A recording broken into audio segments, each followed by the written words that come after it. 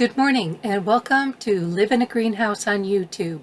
If you're new here, this channel is about my process to design, build, and then live in the first greenhouse enclosed tiny home in the United States.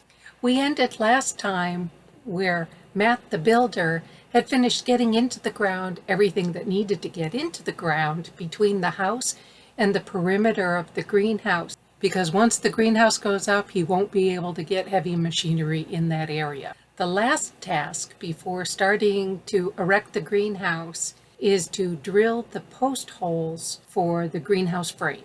There are 22 24-inch holes that are 3 to 4 feet deep.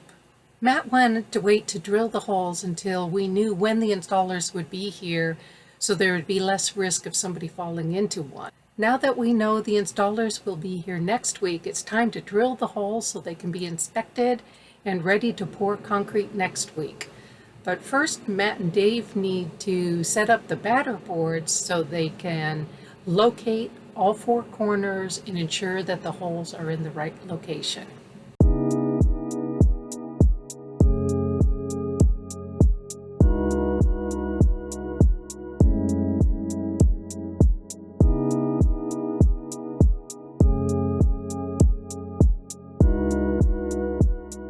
We want the north wall of the greenhouse to be as close to the edge of the pool as possible, which is too close to drill next to the concrete.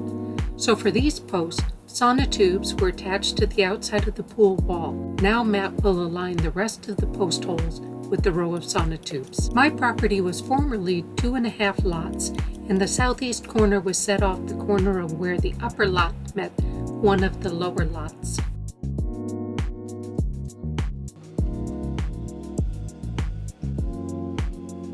Ready to pour the floor.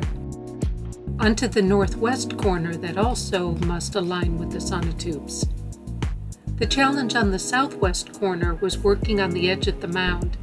The surface had been compacted, but the edge was still raw.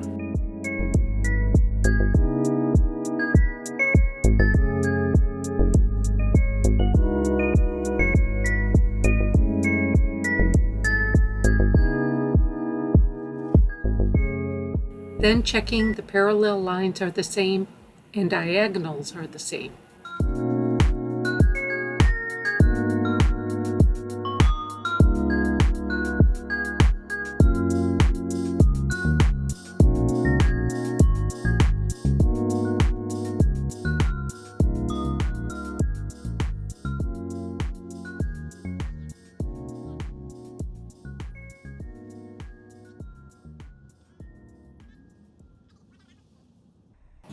Next day, we couldn't have asked for better weather when Adam, the excavation contractor, arrived bright and early to drill the holes.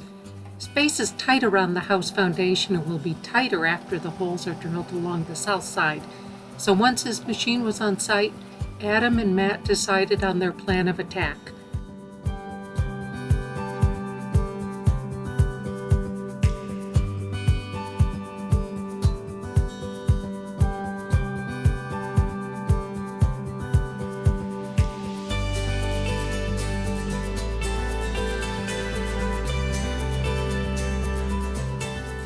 Like a painter who starts at the corner furthest from the door, Adam needed to start furthest from the ramp and work backward to end at the ramp.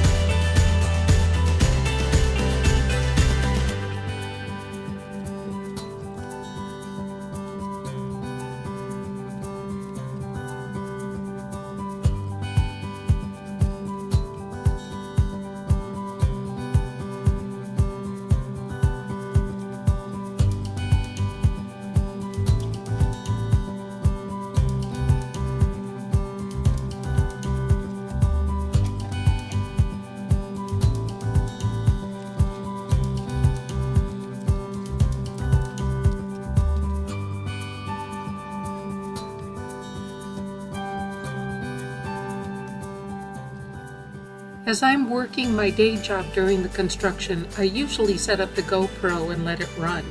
But to demonstrate just how close the construction is, today I shot this from my desk.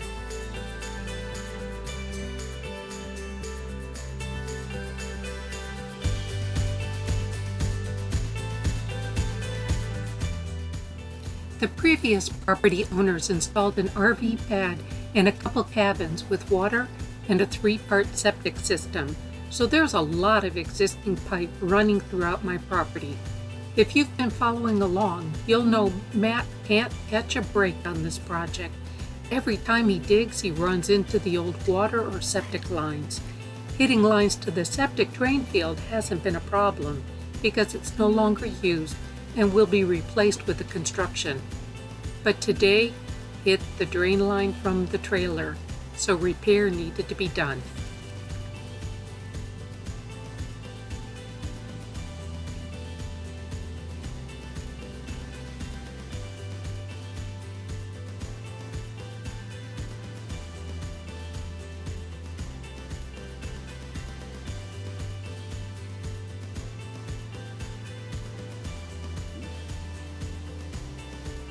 While waiting for the inspector, Dave spread wood chips on the bare dirt for erosion control. The building inspector only comes to the island 2 days a week, so he usually has many stops and moves through each fairly quickly. As a residential inspector, however, this was the first time he'd faced a commercial greenhouse, so there was a bit more consulting of plans and checking of holes, which he passed. We're ready for concrete next week. Good morning. It's about 6 a.m. on Thursday, and today they start erecting the greenhouse. Today the posts will go up, and then we'll let the concrete cure over the weekend, and next week they'll start attaching the framing members to the posts. The first ferry is at 6:30, and I'm hoping the installers are going to be on that ferry so they arrive ahead of the concrete trucks, which I expect to be on the 7 or 7:30 ferry. The installation lead was supposed to be here yesterday to check out the site and the location of the materials, but then canceled. So today will be the first time they've been to my property. This crew normally installs greenhouses on clear, level sites, but they know about the obstacles on my property, such as the house and pool foundation, the retaining wall, and the 3-foot drop from the greenhouse level to the natural grade. But I would have felt more comfortable if they'd been here ahead to check out the situation. So hold on, let's see how it goes. Of course, Matt was here before light and set up his laser to confirm the rock in the house foundation is level and ready to pour the slab. The pumper truck arrived first to get into position and set before the mixer arrives.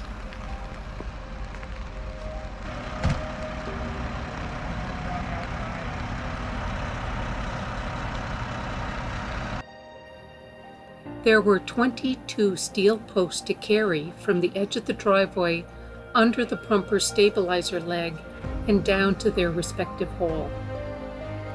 There was not time for 2 guys to move them all before the first mixer truck arrived.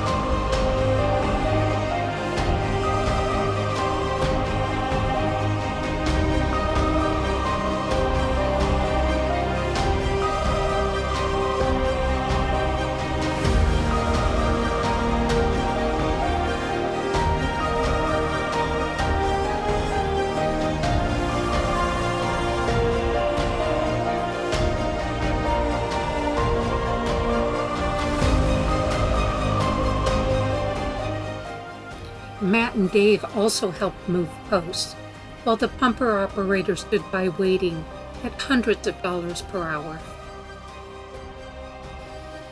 Finally, time to start the pour. There was quite a bit of water in these first few holes. While it didn't affect the concrete, the overflow caused quite a mess covering what will be garden and pond, so we'll need to remove this layer to do those projects.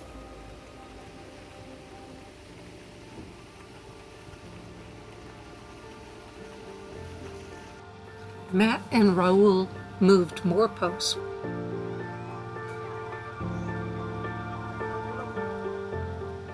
While the first mixer pulled out and the second mixer moved into position.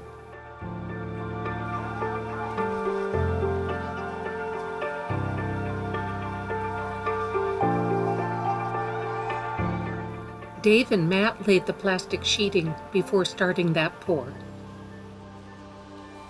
Then Billy and Raul started standing up posts, but needed to finish their concrete pour so that Matt could have the remainder to pour the floor.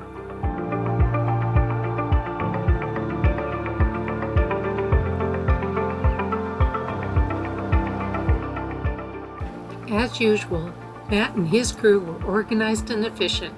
The floor was poured and leveled in less than an hour.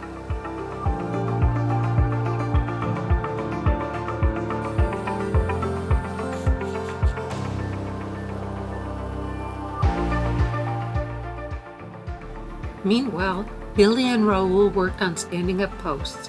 The metal rails on the ground bolted to the post to hold it upright and plumb, and also at the right height relative to the ground.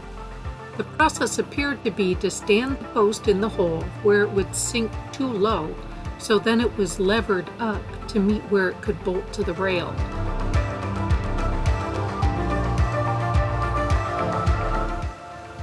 Then they measured the distance to the next post and did it again. Exhausting work.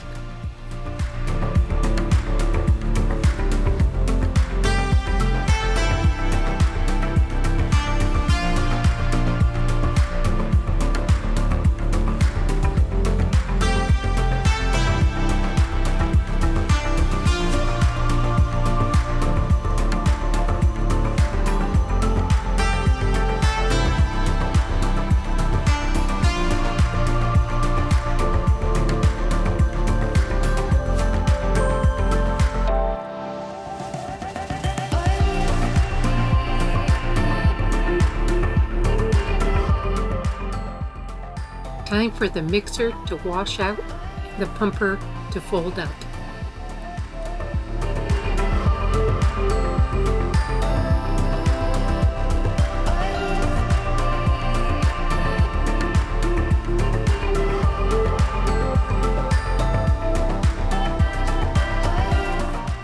I suspected a problem when I had a chance to look out and saw Matt finishing the tops of the pads for the west end posts. That was confirmed when Raul and Billy tried to stand up the east end posts but couldn't. We'll turn to plan B, which is to use the lift they bring in to assemble the frame to help stand up these longer posts and attach them to the concrete with brackets rather than sink them into the concrete.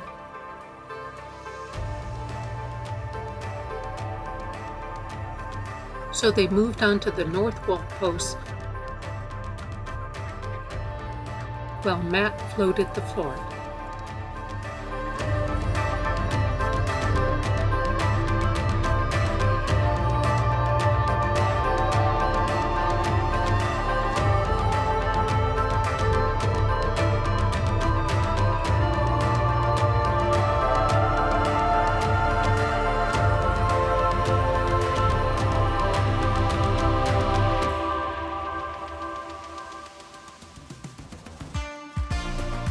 And then it was done. Matt and Billy left for the day, and Raul took a lunch break, so I walked around my new steel post forest.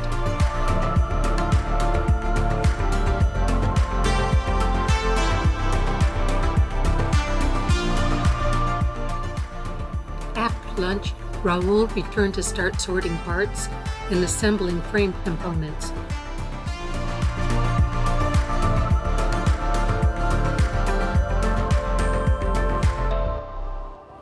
We'll let the concrete cure over the weekend and start assembling the frame next week. Lots of neighbors stopped by to take a look. Thank you for watching. Please like and subscribe and come back next time when we start to assemble the frame onto the posts. Check out Live in a Greenhouse on Facebook or Instagram for quick posts whenever there's activity to share, or liveinagreenhouse.com, the blog, with more in-depth posts about design and construction topics unique to a greenhouse enclosed home.